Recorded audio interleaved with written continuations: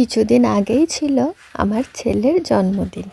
আমার ছেলে এবছরে নভেম্বরের 24 তারিখে 10 বছর পূর্ণ হলো।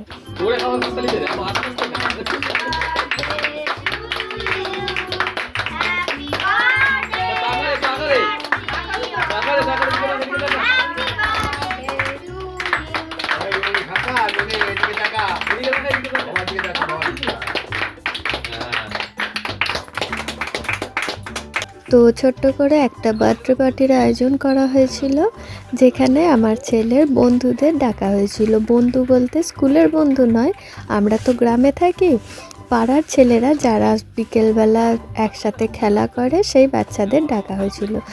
আরও কিছু ছেলে মেয়ে আছে যারা এখনও পর্যন্ত এসে পৌঁছায়নি। এই কেক কাটা হচ্ছিল ঠিক 12টার সময় করে। তো আমাদের এখানে এরকমই হয়, খাবার আগে কেকটা কেটে নেওয়া হয়, বিকেলবেলার জন্য আলাদা করে কোনো প্রোগ্রাম রাখা হয় না। তো বাচ্চারা যেহেতু আসবে সেই সময়তেই কেক কেটে নেওয়া হয়। এবার কেক দেওয়া হবে বাচ্চাদের, তো কেক কাটতে লেগেছি। এই জন্মদিনটা আমার ছেলের প্রথম জন্মদিন পালন করা নয়, 5 বছরও একটা বড় করে অনুষ্ঠান করা হয়েছিল। তো এটা হচ্ছে বাচ্চাদের আনন্দ, ঘরোয়াভাবে তো জন্মদিন হয়েই থাকে। তো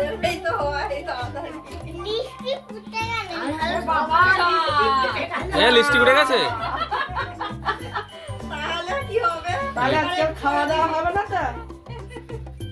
এইভাবে 2-4 জন বাচ্চা ঘরে এলে ছেলে মেয়েগুলো খুব আনন্দও পায়।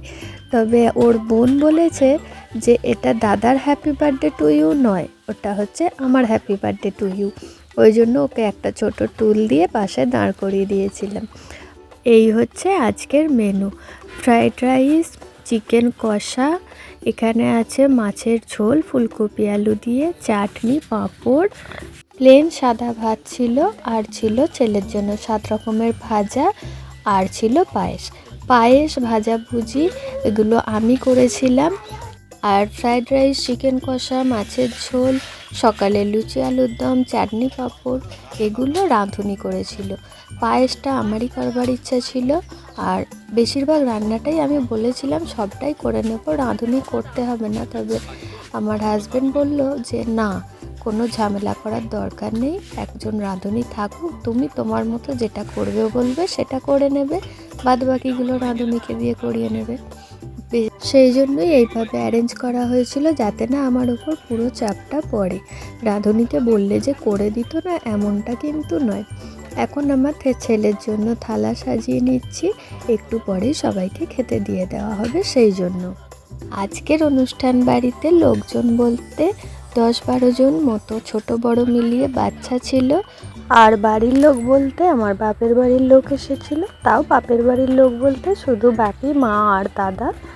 মা আর দাদা এসেছিল, বাপি আসেনি, বাড়িতে মিস্ত্রি লেগেছে কিছু কারণে, সেই জন্য আসতে পারেনি। আর আমার শ্বশুর বাড়িতে রয়েছে শ্বশুর শাশুড়ি, আমরা দুজন, ছেলে মেয়ে, আর আমার যা ভাসুর থাকে না, ও বাইরে কাজ করে, তো ওর বাবা মাই শুধু থাকে, তাই জন্য শুধু ওরাই এসেছিল। শুধু এই কজনই, ওই জন্যই আমি বলেছিলাম রান্নাটা আমি করে নেব, আর রান্নাটা করতে আমি ভীষণ ভালোবাসি। যাই হোক, এইভাবে অ্যারেঞ্জমেন্টটা করা হয়েছিল। কাদের বাড়িতে এরকম ছোট করে অনুষ্ঠান করা হয় আমাকে জানাবেন তো। আমাদের বাড়িতে তবে এই ছেলে মেয়ের জন্মদিন উপলক্ষেই হয়, আমাদের বিবাহবার্ষিকী বা অন্য কিছু এই সবগুলোতে খুব একটা হয় না। এই ছেলে মেয়ের জন্মদিন উপলক্ষে এই ছোট্ট করে আয়োজনগুলো করা হয়। আচ্ছা, আমাকে কেমন লাগছে বলুন তো?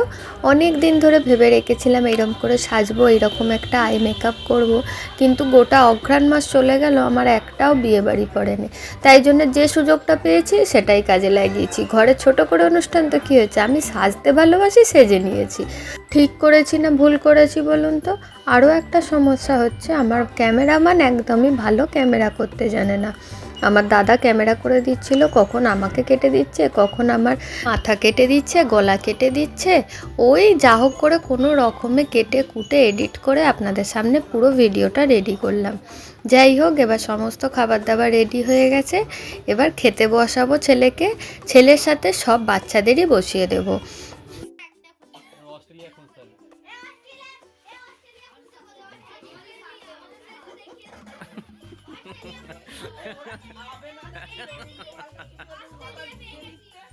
পেয়ে গেছিস?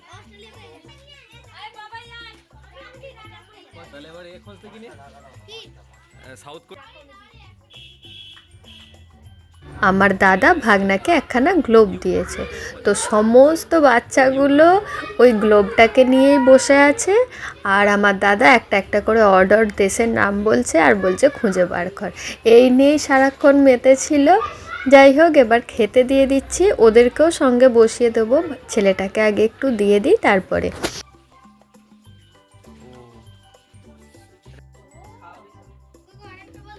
পেয়েছিস? আরেকবার আরেকবার আরেকবার।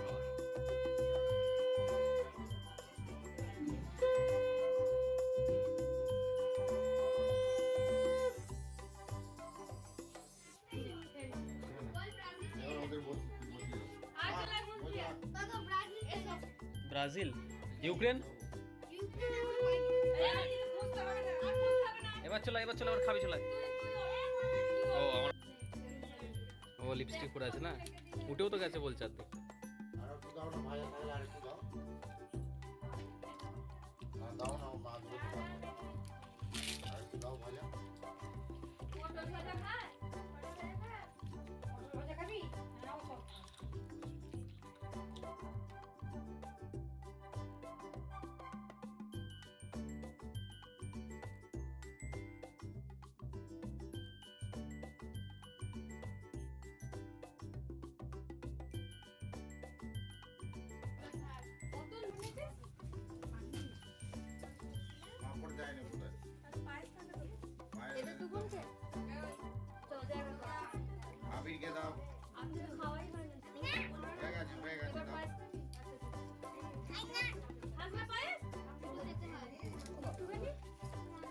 একটুখানি দেখ,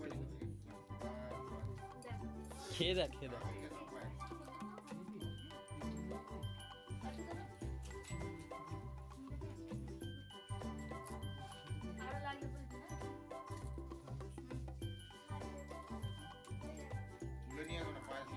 নাতি দাদুর মতো নয়, দাদু সারা সপ্তাহ সব মেরে দিত, কোনো ইয়ে আর পারে না। এইভাবে খাওয়াতে আনন্দ করতে ভীষণ ভালোবাসি আমরা। যেহেতু গ্রামে থাকি, আমাদের মাঝে মধ্যেই এই পাড়ার 5-6 জন মিলে মাংস ভাত পিকনিক করা হয়, যেটা হয় আর কি। জানি না শহরে কেমন হয়, তবে গ্রামেতে খুবই চলে, আমরা খুবই করি। আর এই যে শেষে আমরা খেতে বসেছি, আমি আর আমার যা লাস্টে হাঁড়ি কড়া নিয়ে বসে পড়েছি। এখানে আমার ভাসুর খাচ্ছে, আর ওদিকে আমার শাশুড়ি মা আর মা খাচ্ছে। নিচে বসে খেতে খুবই অসুবিধা হয়, আমার মা তো একেবারেই বসতে পারে না, ওই জন্য ওইরমভাবে একদিকে টেরে পা তুলে বসে আছে। আর এইদিকে আমার ক্যামেরাম্যানের অবস্থা দেখুন না, কোনটাতে ফোকাস করবে ঠিক করতে পারছে না, দুলেই যাচ্ছে। শেষও কিছু রিলস বানিয়েছিলাম, এত সুন্দর করে সেজেছি, দুটো রিলস না বানালে হয়। সুন্দর ছবিও তুলেছি, রিলসও বানিয়েছি। আমাকে কেমন লাগছিল কিন্তু জানাবেন। খুব মন দিয়ে খুব সুন্দর করে সেজেছিলাম, আর এটা হচ্ছে আমার খুব আকাঙ্ক্ষিত একটা লুক, অনেক দিন ধরে ভেবে রেখেছিলাম। যাই হোক, আগেই বলেছি, সত্যি কথা বলতে কি, ছবিগুলো দেখলে আমার নিজেরই বেশ ভালো লাগছে। আপনাদেরও কেমন লাগছে জানাবেন। আপনাদের সাথে একটা ছোট্ট মিনি ব্লগ শেয়ার করলাম, আমার জীবনের একটা সুন্দর মুহূর্ত। এইভাবেই পাশে থাকবেন, সাথে থাকবেন। ভিডিও যদি ভালো লাগে অবশ্যই লাইক শেয়ার কমেন্ট করবেন। আজকের মতো আসি, টাটা।